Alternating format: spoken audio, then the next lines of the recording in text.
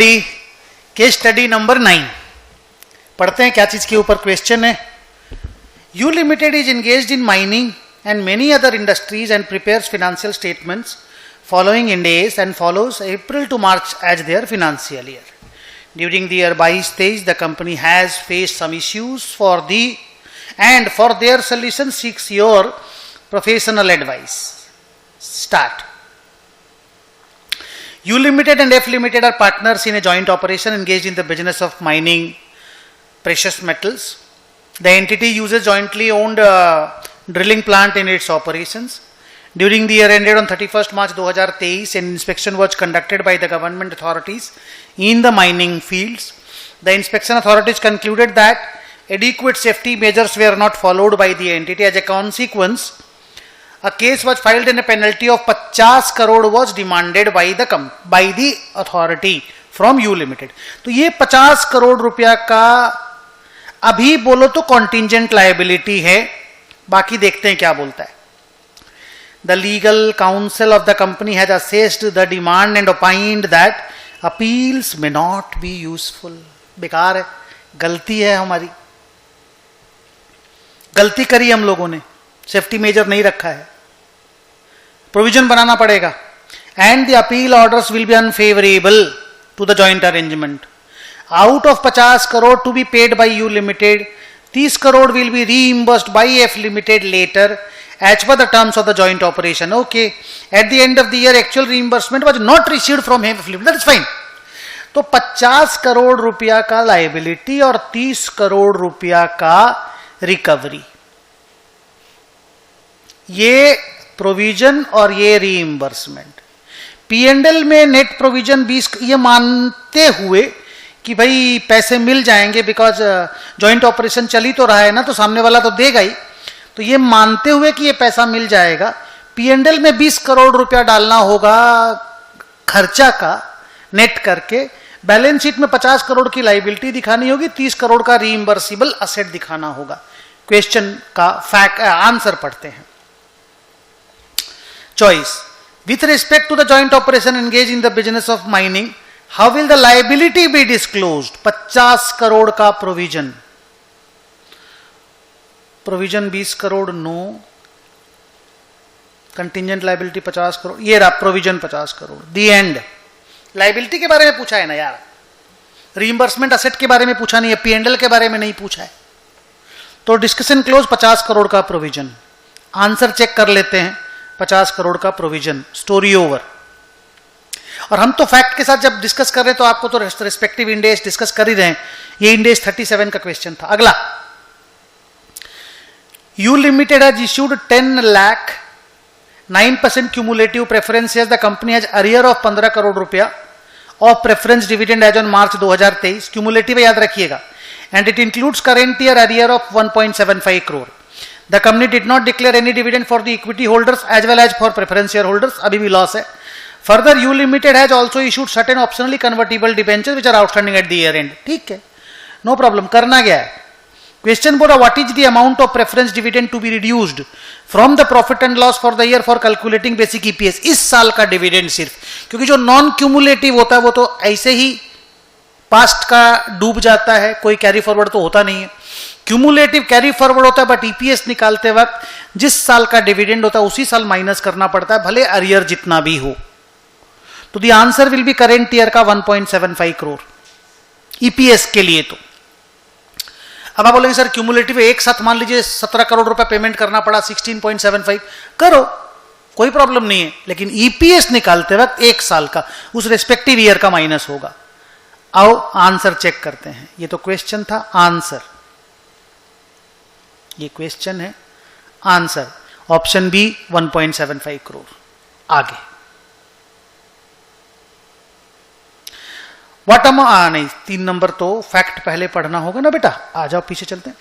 On 1 January 2023 U limited acquired 30% associate बन गया of the investment accounted for an associate in the consolidated balance sheet. Both U Limited and T Limited as accounting year March, no problem. U Limited has no other investment. तो 30% का stake है, simple 30% का stake है। आगे question क्या बोल रहा है?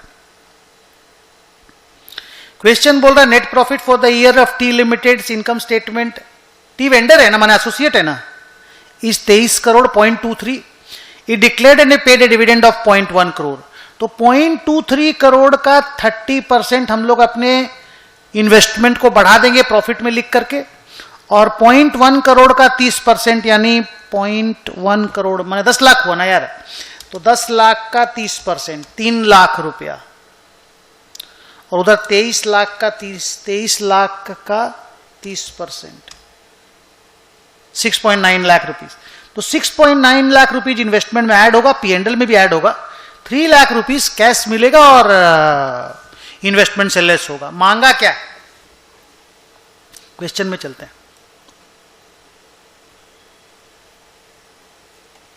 मांगा ये, what amount will be shown as inflow in respect of earning from the associate in the cash flow मांगा है। तो कैश फ्लो तो डिविडेंड रिसीव्ड ही होगा। डिविडेंड रिसीव्ड कितना था बताए थे ना अभी, 3 लाख रुपया डिविडेंड रिसीव्ड है, 0.1 करोड़ का 30%।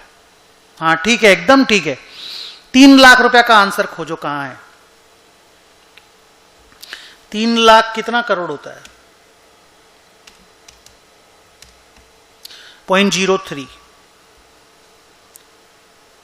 0.02, 0.026, 0.03 ये रहा, ये राइट है। एक और क्वेश्चन पढ़ लेते फिर एक साथ आंसर देख ही लेते हैं। ये रहा 0.03 करोड़। अगला क्वेश्चन, क्वेश्चन पढ़ने के पहले फैक्ट, 3 तो फैक्ट हो गया था, आ जाओ चौथे में चलते हैं। चौथा बोलता हूं 1 January 2023 U Limited also acquired 60% stake, subsidiary हो गया भैया। The cash consideration was 1 crore, very good, payment हो गया ये वाला, paid immediately, and 1.21 crore after 2 years। PV निकालना पड़ेगा और उसको बोलना पड़ेगा this is deferred consideration recorded as PV, liability है, पेमेंट बाद में करेंगे, इसका एंट्री 2 कैश हो जाएगा, उसका एंट्री 2 लाइबिलिटी होगा। बट 1.21 करोड़ अगर 2 साल बाद दे रहे हैं, आज का पीवी निकालो। The fair value of the net asset 3 crore, U Limited as calculated its cost of capital 10%। Okay, तो 1.21 करोड़ को 10% के हिसाब से 2 साल का पीवी निकाल लो। 1.21 divided by 1.1 divided by 1.1, so it is 1 crore. तो 1 करोड़ और 1 करोड़ 2 करोड़ रुपया का पेमेंट है। एक सेकेंड रुको, consideration paid is 2 crore, fair value of net asset is 3 crore, ठीक है। कंसिडरेशन पेड क्रेडिट होता है, असेट डेबिट होता है। आगे एनसीआई जो 40% है is to be measured at the proportionate share of सोना identifiable net asset, सोना share of net asset। तो नेट असेट है 3 करोड़, एनसीआई है 40%। तो अगर 40% एनसीआई लिखेंगे तो 1.2 करोड़ का एनसीआई है ना। एक मिनट रुक, तो 1 मिनट, कंसिडरेशन पेड ठीक है, एनसीआई 3 करोड़ का 40% 1.2, तो हम पेमेंट कर रहे हैं 3.2, माल मिल रहा है 3, 0.2 करोड़ का गुडविल। क्वेश्चन देखते हैं मांगा क्या है, यही तो मांगा है, calculate the amount of goodwill. 0.2 crore का गुडविल, ज्यादा पेमेंट किए ना, 2 और 1.2, एनसीआई को भी क्रेडिट में लिखते तो पेमेंट ही मानते ना, तो 3.2, हाँ, और 3 करोड़ का नेट असेट है, 0.2 करोड़ का गुडविल है, ये रहा 20 लाख गुडविल है। तो आंसर, तो आंसर भी है और खुद कैलकुलेट कर रहे हैं। ये रहा देखो 20 लाख का गुडविल, चॉइस कहां है, ये रहा चॉइस ऑप्शन सी, 20 लाख का गुडविल।